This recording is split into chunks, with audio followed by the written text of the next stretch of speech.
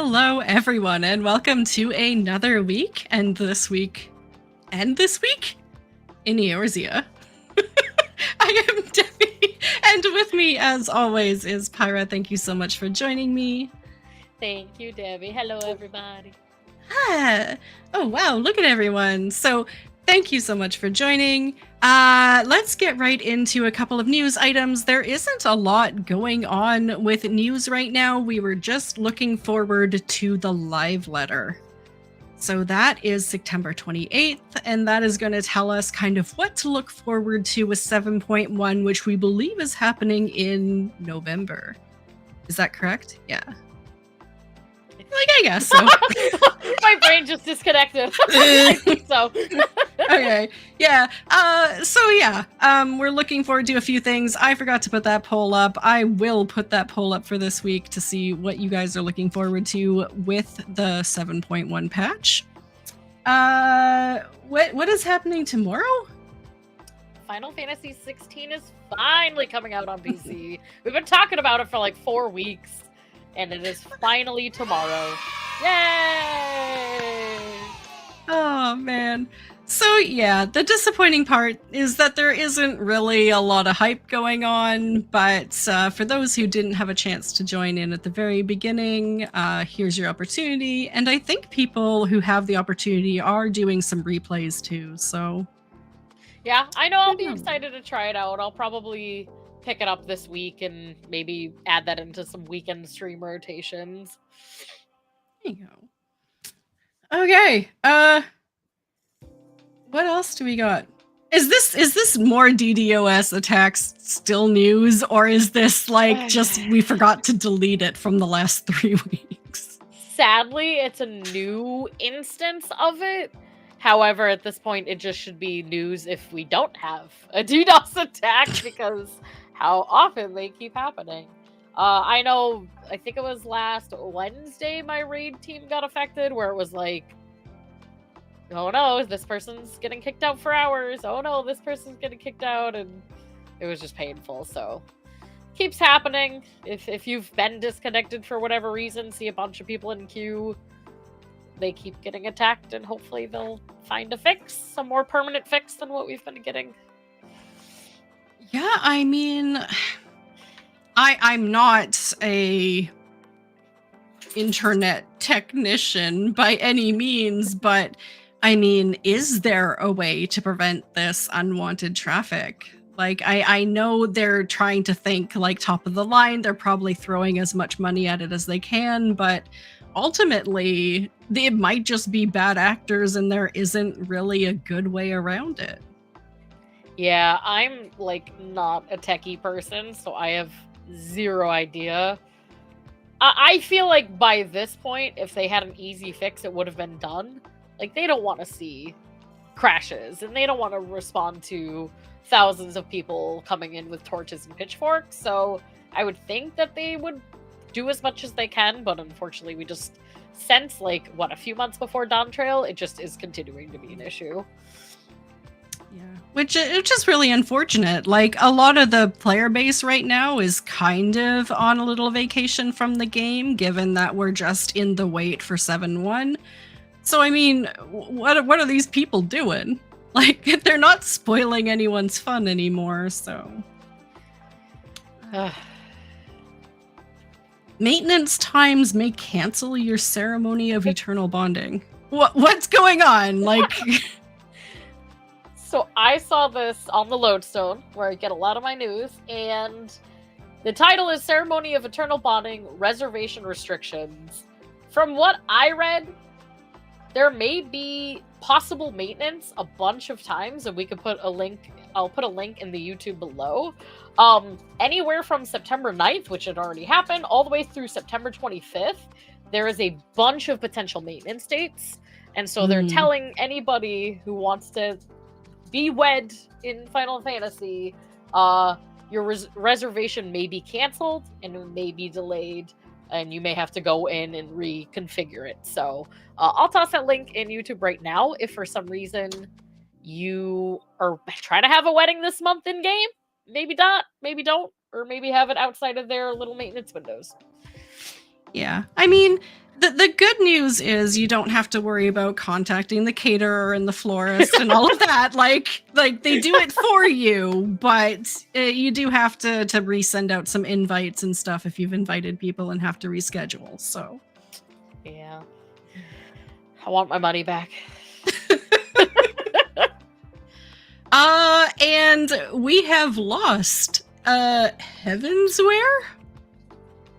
Heavensware is gone for good. So I don't know if you used Heavensware at all. I definitely have map parties and the such. And after 8 years, just the creator just kind of said, nah, I'm all set putting any extra effort into this and fixing it. So they just poofed. They just took the site down, added a bunch of recommendations for where you can find similar info. And yeah, perfect. That shows exactly that. So sad to see them go. I know that they definitely helped a lot of people, myself included, but glad that they at least kind of linked some helpful resources for especially those treasure maps. That was very helpful. Absolutely. And I mean, it was always the like top site on the list whenever anyone was having trouble during map night. It's like, hey, go check that. And I know we've been waiting week after week for a Dawn Trail update that just wasn't seeming to come. So this would be the explanation for that. So like you said, they do drop some links to other sites that have the information you're looking for. So you'll just have to like update your browser and have those on favorite just in case. Right, okay. Well, is that all the news? I think that is. It's been like for news topics of like directly in the game, it's been a slow week. And I think you hit the nail on the head, like leading up to the letter from the producer. And because we're in the middle of this like kind of like con season again too, or like PAX West, they're gearing up for PAX Australia, they're gearing up for Tokyo Game Show. Like I just feel like we're not getting a lot of extra things. So it is slow between now and PLL. Absolutely. Okay. Do we want to move right into the hot topic? Swallow the pepper. Hot pockets. Okay. So disclaimer. What we are not talking about. What we are not talking about is any specific content creator, any specific person. We're not going to name names. We're not going to pull up Twitter posts. If you do want to see reactions that include some of that information, there are other creators that have posted it on YouTube. But for the purposes of our conversation, this isn't about calling people out. This isn't about inciting people to go leave comments on their spaces or add into the conversation. This is about addressing the root causes of what caused this in the first place and looking at it at a more kind of top-down level. So that's what we're not talking about. But the hot topic today is female raiders, streamers, players in Final Fantasy XIV and why everyone is a little bit ruffled right now. To put it mildly. So if you've spent any time at all on Twitter or X, you may have seen some of these posts, a lot of them out of context, talking about females in the raiding space in Final Fantasy XIV. Talking about some of the stuff women put up with in gaming in general, and asking the community to do better. So let's break it down a little bit. Your experience as a raider. So Pyra, you are currently raiding right now.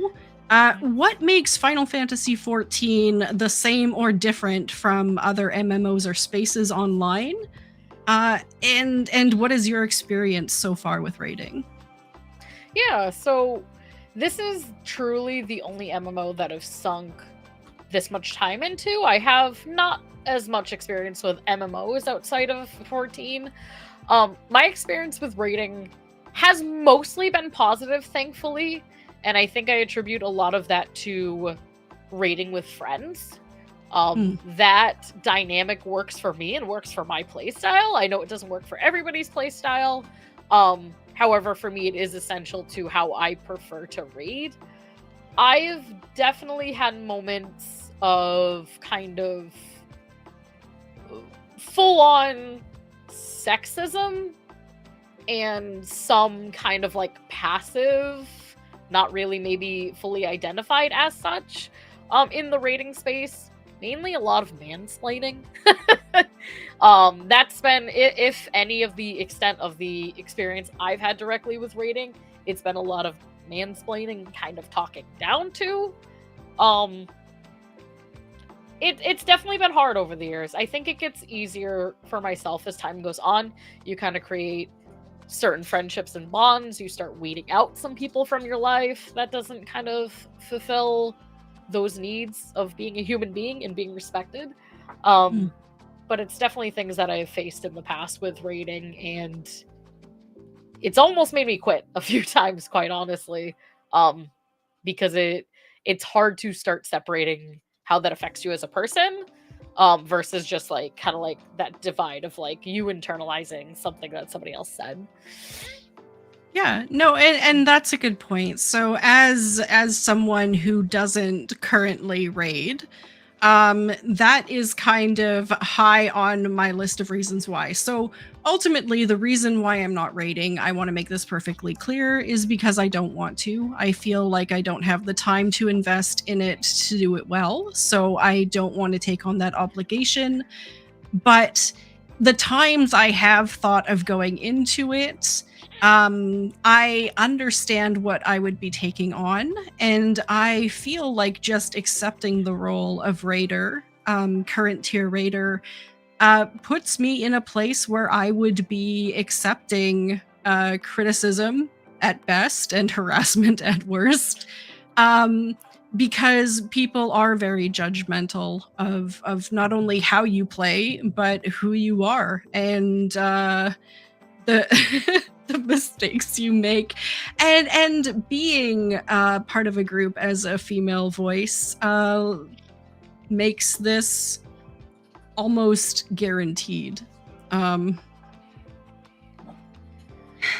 Final Fantasy XIV has probably the highest number of female players doing raiding and extreme content that I've ever seen in an MMO. I've played half a dozen different MMOs, and I think Final Fantasy in general lends itself to a great deal of equality. But if we're talking about why none of these women, or very few of them, participate in like world races or the highest end content, do you have any speculation on this? Like why in a game where there are so many female players are so few of them at the top? Yeah, I definitely attribute a lot of that to fear. A lot of that to fear. There's something that I was talking about, a different aspect of my life earlier today with work, but I feel like women dealing with a lot of sexism in different avenues and different ways and forms, especially in the gaming space. It's like you have this like internalized fear of trying something new, for fear of failure, and for fear of being blamed for your gender, being blamed for the body you were born in, for your mistakes, not just being looked at as like, oh, this person made a mistake, or versus like, oh, she messed up, oh, like the girl made a mistake kind of thing. I definitely see that as a potential hurdle for people trying to join the world race space, is just like fear, like that internalized kind of gut feeling. Now, we don't have a lot of examples of this in Final Fantasy XIV, but I've seen a lot of negative interactions with female gamers in like the first-person shooter space, and Yep. different oh my god, different game genres, where some of these women get a great deal of abuse for playing the game, and it's generally thought that I mean, they can't play as well as male players, or male players get extremely defensive when a woman kind of invades their space, which is seen as like some of these game genres, and maybe even elite level play in 14. Is it a guys' club? Is it a space where we don't feel welcome? I think there's the stigma. The stigma exists. Like, I think there's hands down the stigma exists. I would say, in my personal experience, I've had more good than bad interactions with my male rating counterparts, if you want to call them that. Like, 90+% of every static I've been in has been male. It's just how it's worked. I've never had more than one female person in a static at a time, along with me. So, like, 2 maximum in any static. So my math might not check out, but either way. Yeah, it definitely still feels like a boys' club. It doesn't feel as exclusive boys' club. Like, it doesn't feel like, oh my gosh, you can't say that I'm a female to my static mates. I have to mute my mic. Like, it doesn't feel like that to me, luckily, thankfully, but it has felt like many years like there's a handful of women in the space amongst a sea of men. And I mean, that being said, like, I have been in groups where people are afraid to join Discord, or people are afraid to stream or to share who they are. I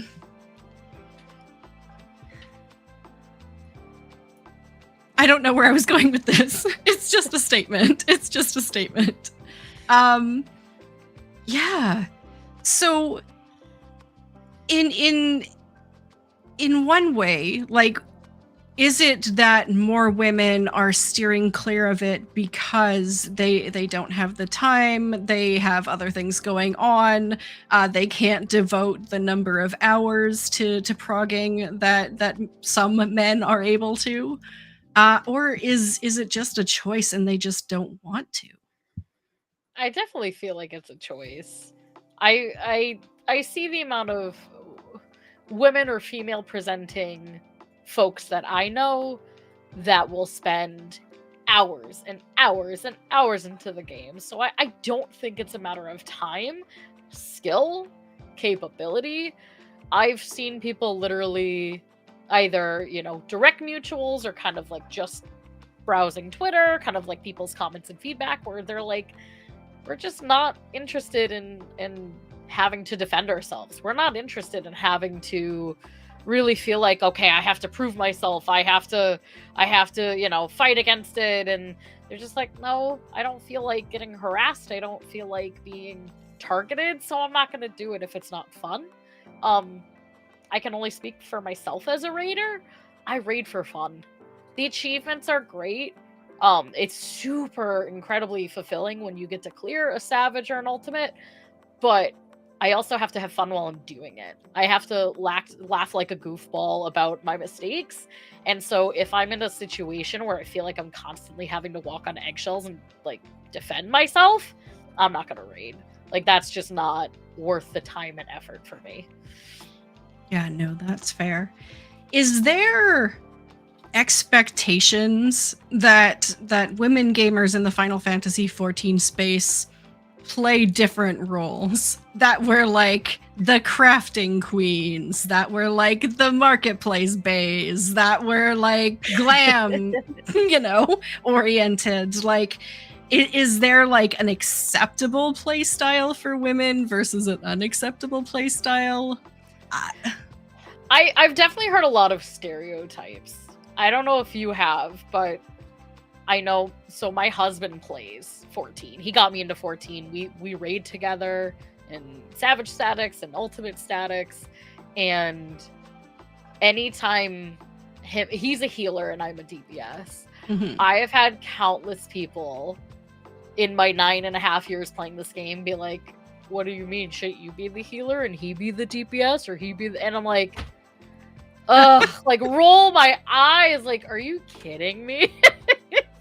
So I definitely think there's a lot of those stereotypes of like, a woman can't tank, a woman needs to heal, and it's gross. Like, I honestly hate those stereotypes. I mean, the crazy thing with Final Fantasy XIV is you do have still those gender stereotypes where it's like the male gendered person is like big number doing the raids and the clears and the trying to get the highest number possible and very like mathematically oriented and goal oriented. And then you have like the female crafters and gatherers and house decorators and glam artists G-posing and doing all of that stuff. And then there's a large percentage, I think, of the Final Fantasy XIV population that is not bound by gender or sexual identity. And they're just like, you know, graphically modding the most crazy stuff, doing the what is it called, venues and lotteries and RP, and it astounds me that with such a large population of players that aren't bound by any stereotype, that there is still either end of that black and white spectrum. Absolutely. I definitely see the majority of the community that I come in contact with very open, very do whatever you want, make whatever kind of gaming experience you want. And I definitely associate with that, where I like big number that go burr, but I also like playing house and decorating, so I like all ends of the content spectrum. It does still mind blow me that in like 2024 we're still having people that are kind of on the other end of like shoving people into boxes of like, you should only do this and this. Like, it's like, really? Like, why? Right. Yeah.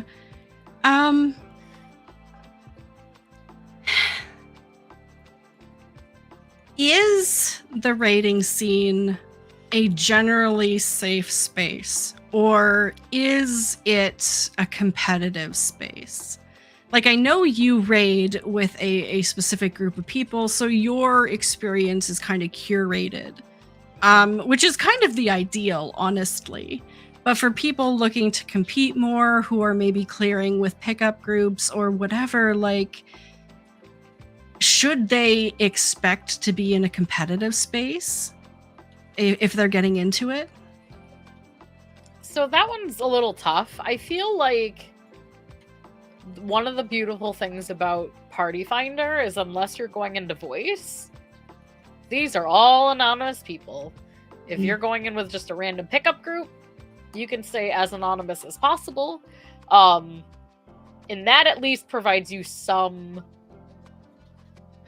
I don't want to say safety, like you need, you have to have these walls and these barriers, but yeah, I mean, and that I think truly helps, because no one knows who you are unless you're posting links to your socials, like some of us weirdos. You're anonymous. You really are. As far as like going into certain statics, I see a lot of people recruit via Discord groups, via Reddit, social media to get statics together. That I think is a little bit more of that kind of competitive space. I think that's where we kind of see more of these potential issues occur, when it's kind of like a predetermined static of people that may not be friends but kind of just raid together, because then you're being subjected to Discord, you're being subjected to getting to know people, and more than likely you'll have to announce who you are at some point and be up for potential ridicule, unfortunately.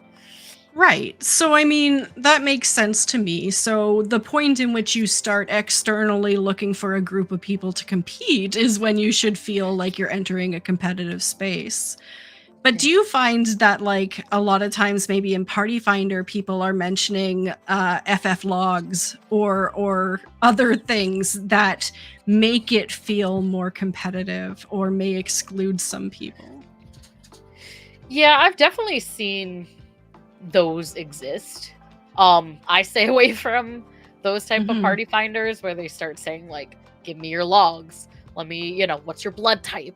Uh, they do exist. I've seen some downright, not often, thankfully not often, but I've definitely seen some downright like prejudice party finders where they will call out a minority and say like, "Don't enter if you're this," and it's like, yikes. Why would you say and do that? I feel like luckily a lot of the party finder experience that I've seen has been very just like neutral. Like if anything, they'll just say don't be a dick. Thankfully. Right. Okay, so from that, you and I are in a very unique position where what we're doing in game isn't exactly private. Everyone knows our character name, everyone can look up our stats, everyone can watch us play, see what buttons we're pressing. Is being a female streamer or content creator how is it different? And how does that open you up to even more of this helpfulness? Helpfulness. I feel like for me, you have entering this space, and I didn't know this when I started. Did not know this when I started streaming. When I started taking it seriously, I had to tell myself that I was going to be susceptible to metaphorical emotional punches from strangers. You have to. You really have to be, not that you have to be okay with it, because no one should have to deal with it. I don't care who you are, what you do. You shouldn't have to put up with that. It's not acceptable. It's not right. However, it's kind of like driving. You have to drive on the defensive at all times, because as much as you know you're a good person, you can't guarantee the next person is.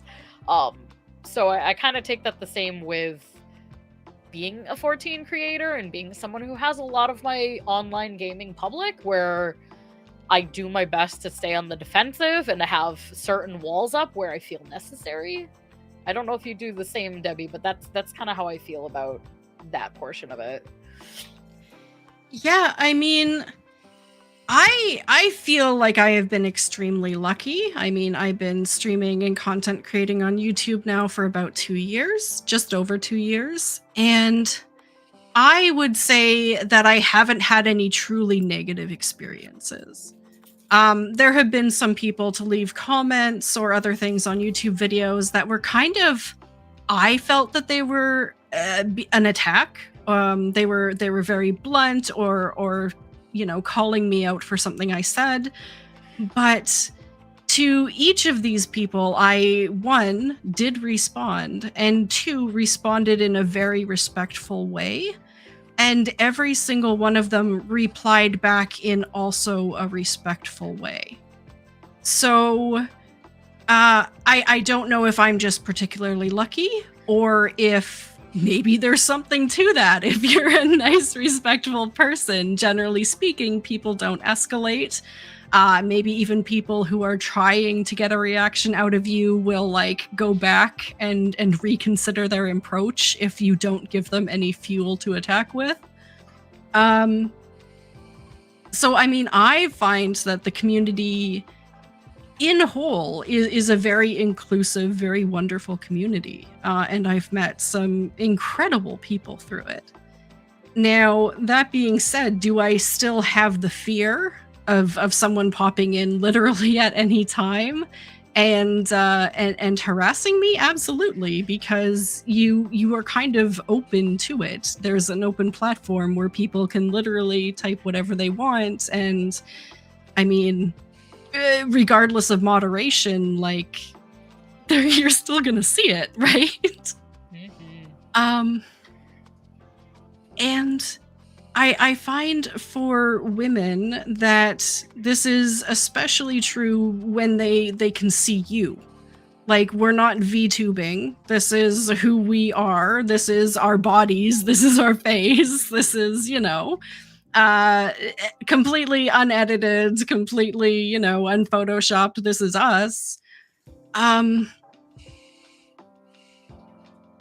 but women are also seen as either, and I don't know how to say this because it seems really weird, as either sexual or asexual, depending on how we present ourselves. So if a woman is wearing a particular thing, it may open up them to more of a explicit type of criticism, if that makes sense. Like it is very much so, if you allow that into your community, then it kind of spreads a little bit as a virus.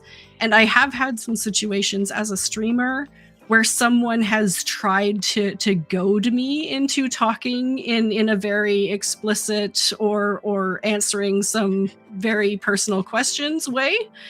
And you kind of have to shut that down, because the moment you let it in, it's just going to like infect everything. Now, is this experience just personal to me, or do you kind of get what I'm talking about / have had similar experiences? I've definitely had similar experiences. I don't know if this is exactly like what you're talking about, but not a lot, thankfully. I've had a couple instances even where someone will reach out to me, and I used to let more people like, oh, just DM me to talk. Like, not even anything weird, just like, fine, yeah, if you want to chat and say hi. And it went from like, hey, I'm a friendly person, we're building rapport, to like, do you have a boyfriend? And I have to be like, oh, I'm married, or, at the time engaged, and then instantly like, oh, F you, or, oh, you're ugly, and I'm like, huh? Thanks. Okay, like, sure, thanks, bro. And so I feel like some of these issues I definitely think are susceptible to content creators, period.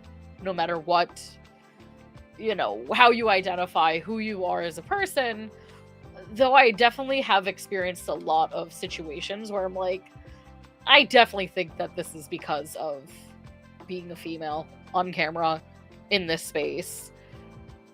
Just having, people reach out in that manner, I think is like, this is a little bit more targeted. Yeah, no, and it inherently just feels more personal. Yeah.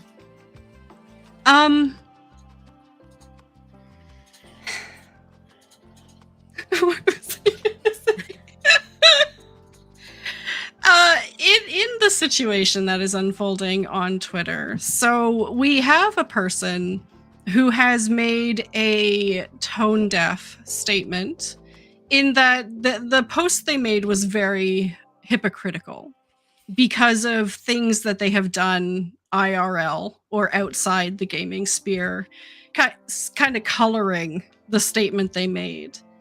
So how much of who someone is IRL should we, like, I mean, you can't discount what you know about a person, but how much should that impact how we react to them online?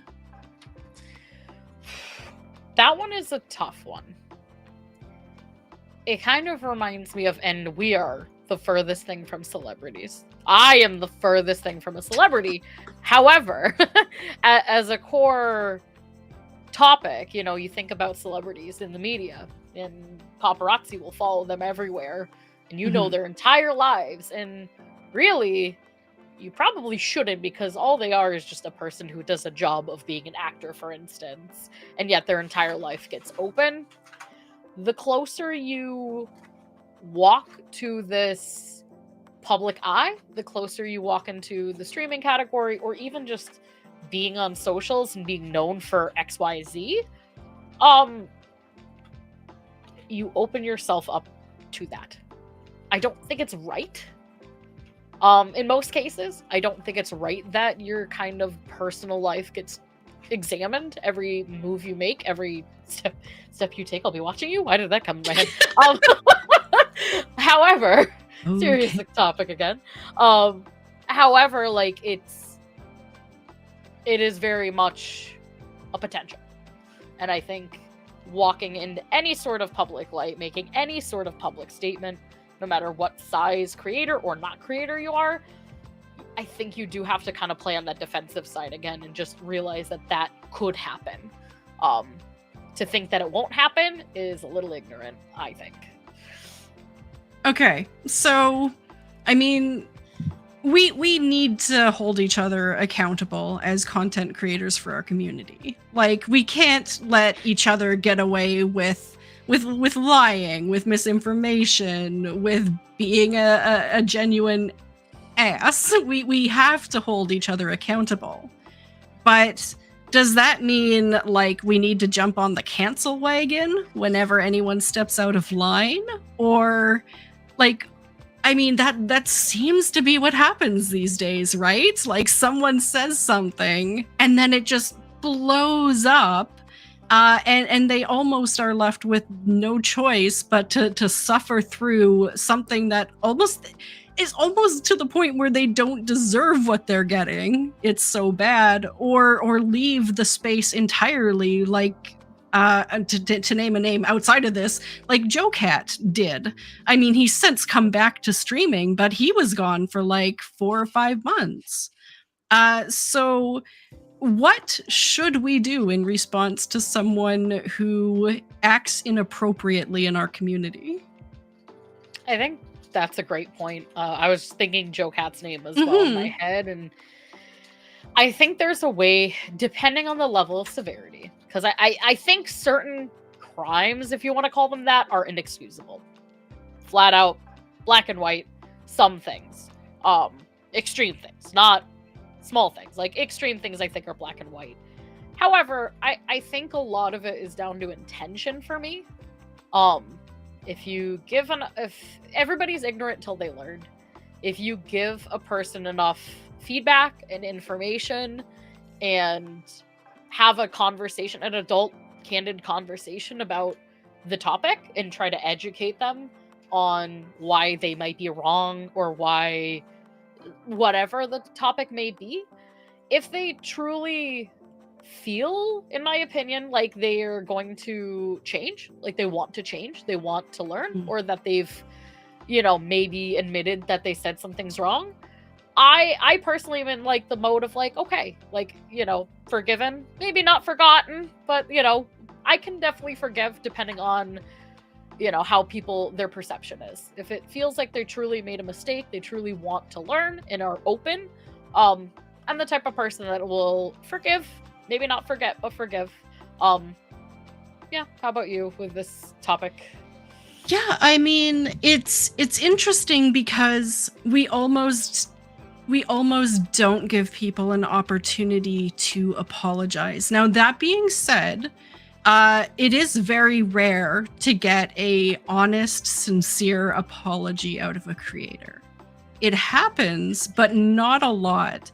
And so I think, one, we need to give them an opportunity to honestly and sincerely apologize.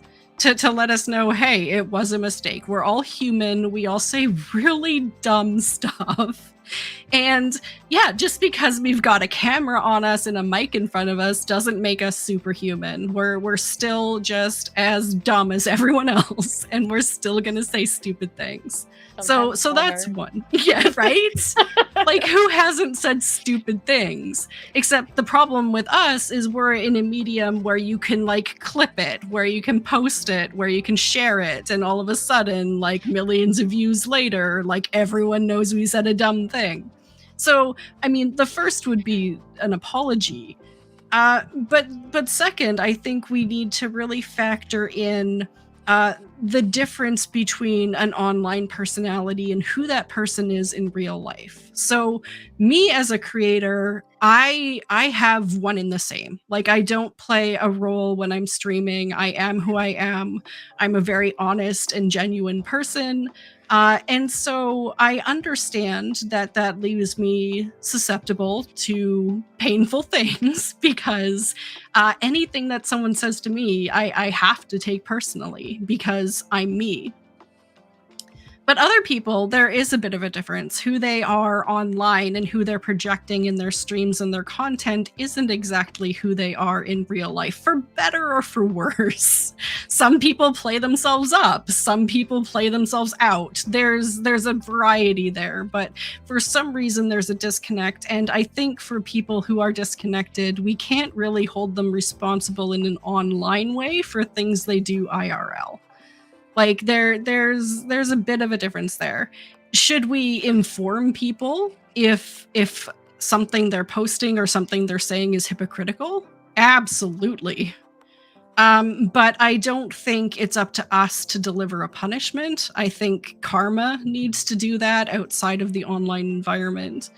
So again, it's a matter of kind of stepping back and not waving the cancel flag, like mobbing them and waving the cancel flag. I think when we get to have those conversations, we're just better as a community. The other thing I wanted to bring up, because this is something that bothered me a couple of years ago, is I was watching a creator in another gaming community. It was a really nice community. It was the Stardew Valley community. So I'm not going to name any names, but this creator was a young man who had like a degree in engineering or something.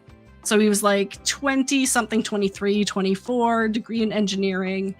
And he said something wrong or did something wrong, not politically, like ethically within his community, and was called out for it.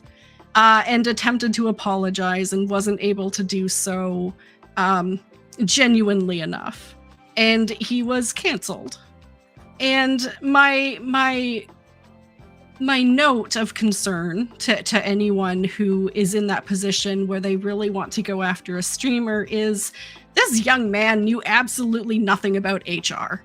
He has no degree in philosophy or psychology. He doesn't know the right answer. He doesn't know the right things to say or do. No one trains us on how to be streamers. No one trains us on how to interact with other people or resolve disputes or anything like that. So pay attention to who you're attacking. Like if they're young and if they're inexperienced, then maybe give them a little bit of extra leeway.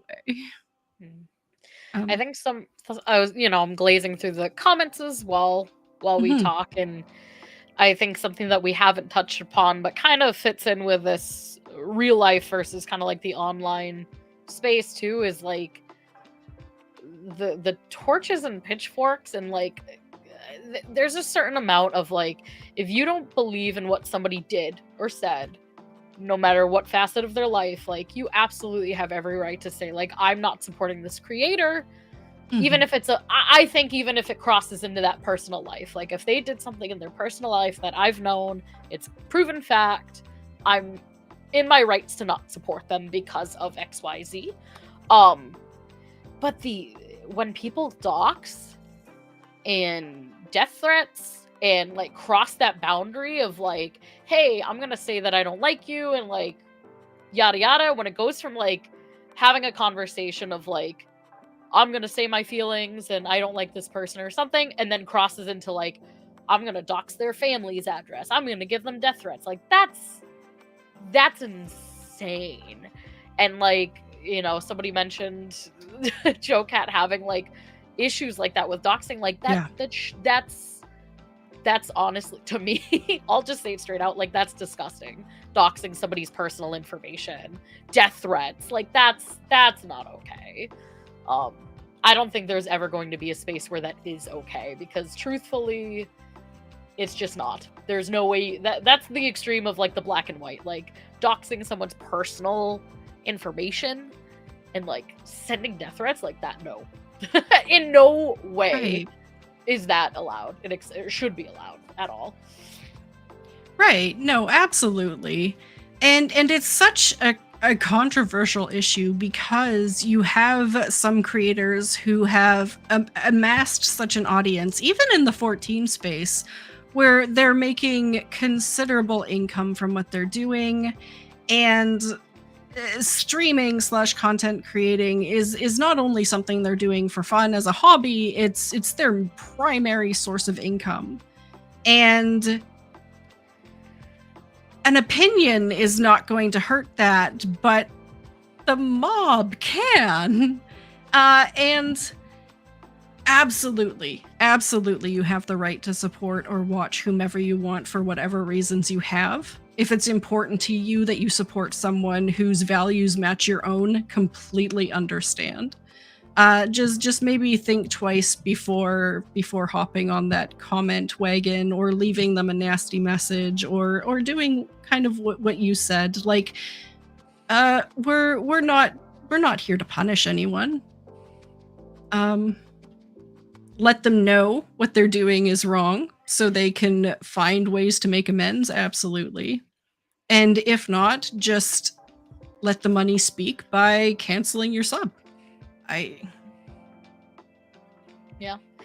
Ultimately, too, there is that fine line where it goes from saying what you mean and keeping, making your voice heard on a topic or, about a creator versus, like, I also, to myself, I think about it as, like, I'm not going to feed the algorithm.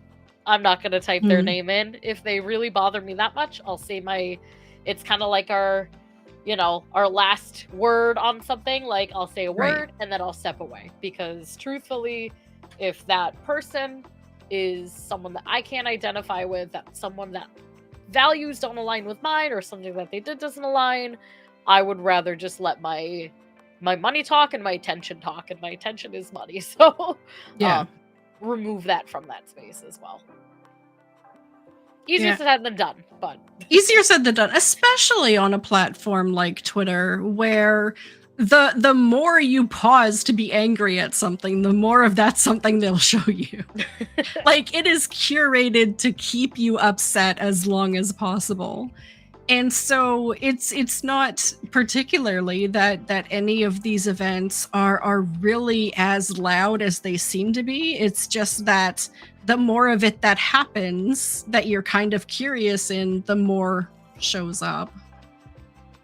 Yeah, absolutely. And the more people add their experiences, which I think it's a double-edged sword. Sometimes it's like, oh no, it's just feeding the algorithm, but then I also understand the point of view too, where some people, it offers them a door to open so that they can tell their story and that they can let themselves be heard. So you kind of have to see how important that is to you to, like, say something in that space. You're also kind of funneling it back to that original person, kind of by proxy. But I mean, at the same time, like, the reason for talking about this on today's podcast is because despite the drama, despite the particularness of this event, the person who said it, the people who reacted, it does call to attention a very important, broader issue, which is, the female in gaming issue and why women are so reluctant to take on professional gaming roles.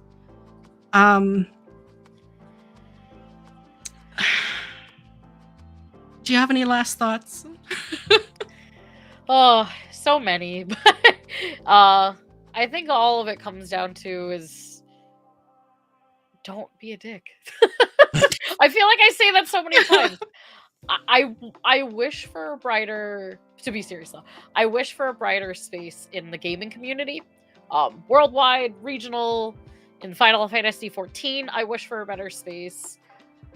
I personally am going to work on that, my own education. Even as a female creator, I have space to learn. I have space to grow. And providing as much positivity as possible, especially as a raider too, being like, no, I am a woman raider and I've cleared ultimates and I've cleared savages and, providing content to help others make their journey too. I really love helping other people kind of like navigate that space. I've done some beginner videos, just starting out, not a lot of them, but that's where I'm going to choose to put my energy, is towards positivity and open-mindedness. Absolutely. And I mean, for me, my final thoughts on this are, have I experienced harassment in the past? Absolutely. Do I anticipate facing it again in the future? Absolutely. I think it is just inherently part of being in an anonymous online space, coupled with having boobies, coupled with, playing video games. I think those three things together kind of solidify it. Like, it's going to happen. It's the My answer. My answer is always going to be that of respect. Whether someone's opinion is different than mine or whether it's not, whether they're agreeing with what I'm doing or whether they're arguing it, my first response is always going to be respectful. And the hope is that the person then is also respectful. If we can't have respectful back and forth conversations as a community, then there is an even deeper issue than this.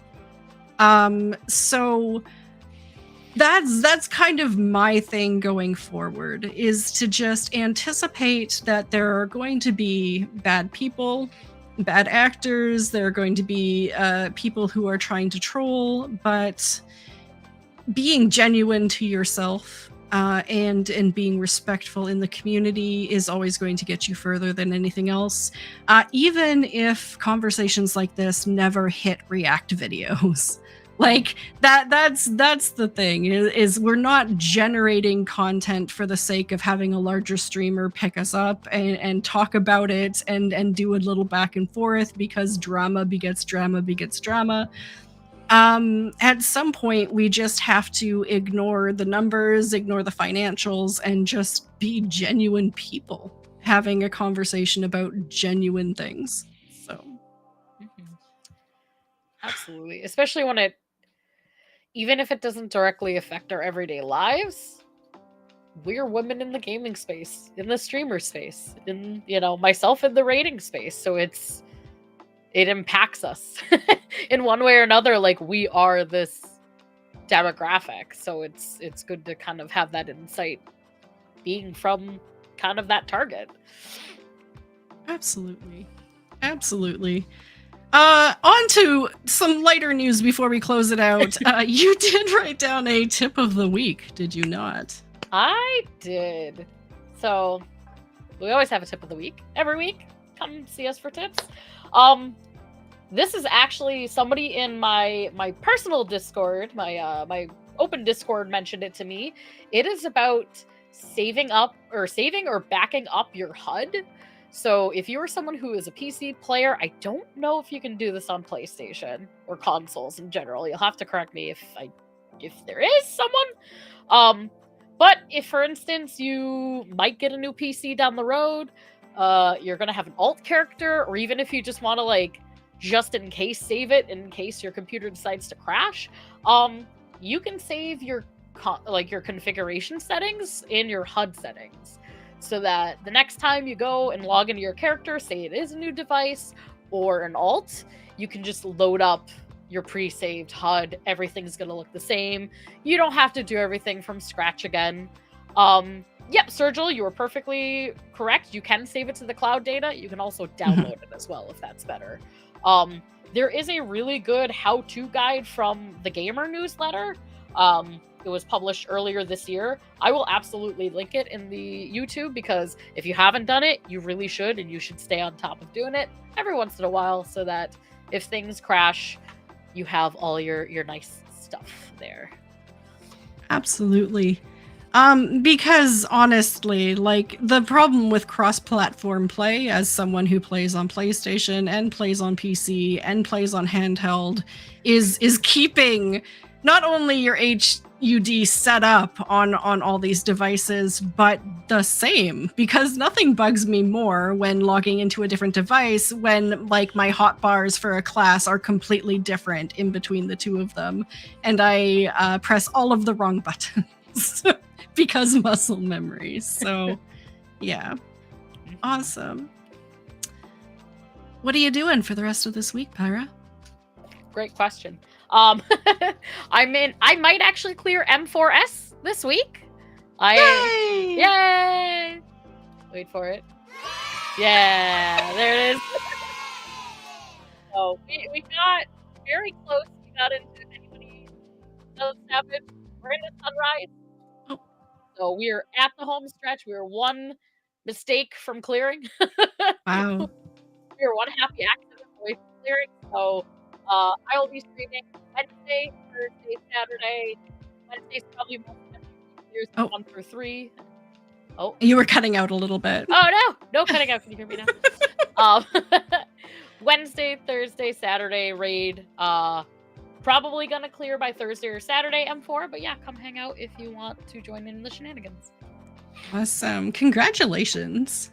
Thank you. So yeah, everyone's running out of time to get their Arcadian glams into Discord. If anyone is still, meaning to do that. Oh yeah. Hey, I did finish the Rising event before it ended, thanks to a direct message from someone in my community on the last minute. So thank you. Yeah, for me, I have. Wow, thank you. That is a long one. Sorry. I am not working my IRL job tomorrow, so I do have an extra streaming day this week. So we're going to get 3 days of Dragon Age in to hopefully get it done and move on to Awakening. I'm sorry, Final Fantasy peeps. So I'm down to 2 days a week streaming Final Fantasy, but it is still there, still working on getting my wings. Oh. And I know maps and fates. Wings, why is the drop rate so terrible? I haven't touched it in over a month. I didn't give up. No, I'll pick it up after that.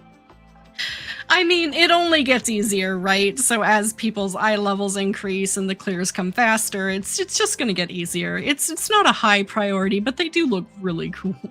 They really do. Okay. Any questions from chat that we need to cover before we head out, or? Just a statement. Sergil corrected me too. The console as well. So you can save it to the data cloud for the tip of the week for the HUD. Console as well. So that's good to know. I'm not a console player, but it is good to know that is an option for sure. Yeah. And I don't think there are any other questions. Okay. A lot of good chatter though. A lot of awesome. Good topics. Okay. Thank you so much for joining me as always. It was a pleasure. Likewise. And thank you so much everyone for watching. Tune into us next week, same time, same channel, where I will be a little bit more eloquent because I will be a week older and wiser. So we're only going up from here. So thank you so much. Hope to see you next time. Love yourself as much as you love others, and we'll see you in game.